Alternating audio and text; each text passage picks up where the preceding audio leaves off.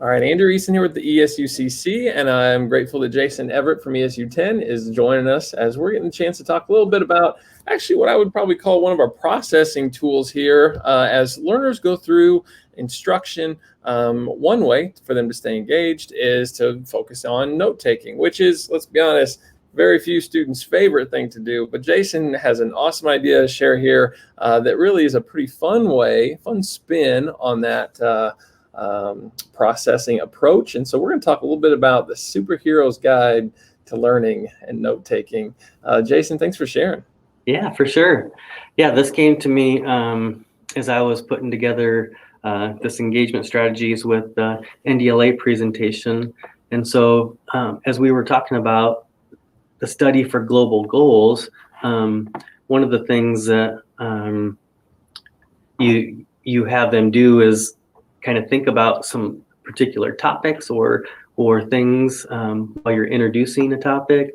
In this particular case, I was going to play a video about the global goals, and to mix it up just a little bit, their task was to think about how they would respond as a superhero. And so they could choose any superhero they wanted to be. And then as they're thinking about these 17 global goals, the idea is that they would say, hey, yeah, if I were Aquaman, I'd be able to do whatever under the water and help out in that way, or whatever it might be, whatever their superhero is. And it might even get them thinking about different superheroes for each of those different global goals or whatever it might be. But I just thought it would be a fun way to use a template such as this.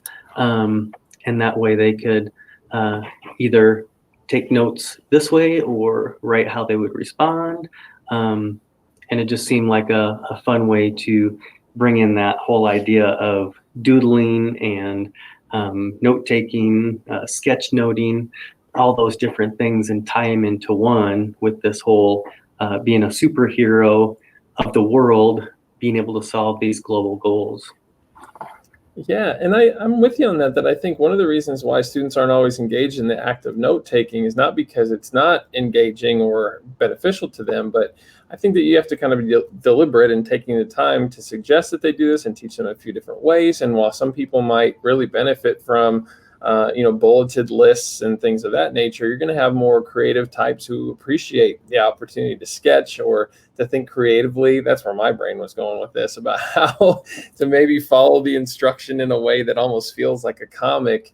And what a nice way to mix things up too. So maybe if you're in the habit of assigning kind of fill in the blank notes, maybe this is an opportunity to stretch into that space and see what students come up with. Oh, I definitely agree. And after you've introduced a couple of these different ways to take notes, letting them choose how to do that. One of the things that I like to do is to keep tying that back so that it's not a one and done. All right, you're going to take notes for this video and then turn them in or not turn them in, however you normally do things. But as you're going through, if you keep pause that and keep going. So as you're going through your lesson and talking about your global goals or whatever your unit that you're talking about is, at some point, you're going to want to tie back to whatever that is. So this particular example was at the end of the lesson, and then I have them continue to develop their superhero guide that we started at the beginning of the video and use it to pick a goal and how you want to tackle one of those targets within your goal. And so just keeping that theme as, and to me, this fit really well, being a superhero and be able to handle some truly global challenges that are out there. I'm sure there's other themes that you could use for different topics or however that might look, but this fit really well with this idea.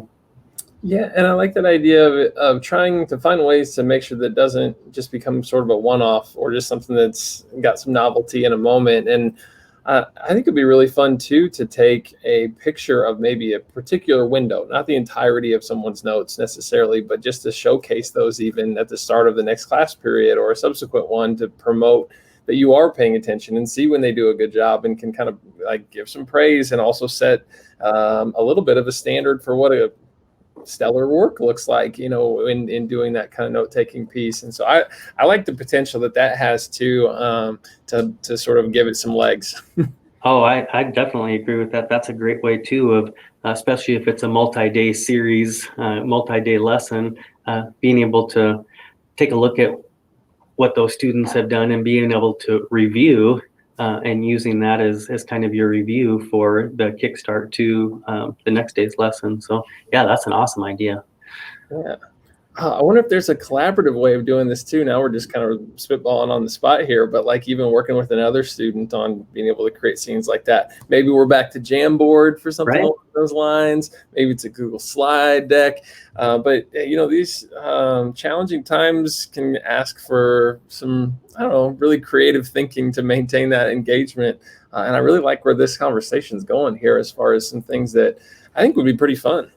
Yeah, definitely. I like the idea of also appealing to whatever mode the student likes. For example, if they like to write with their hands, they're able to get out their colored pencils or markers and actually draw in there. If they're more of a technology user, they can use the Cami annotation or OneNote annotation, or maybe on their iPad or whatever that might be, and really be able to spice this up, bring pictures in, and have some fun with the content. Yeah, and just for it to be something different from what their other classes or their other subject areas, might typically ask of them to do this in a particular, for a particular unit or lesson, would just be, I think, a challenging piece, but a lot of creative opportunities and fun. So, gosh, I'm just really grateful for this idea. This is really cool. I'm going to throw it back up there before we close here, that template again. If you're looking to access that, you can get it at bit.ly/superheroes guide with a capital S, capital G. And there's the slide deck from Jason. Jason, thank you so much for sharing. And we appreciate learning from you today. Thank you.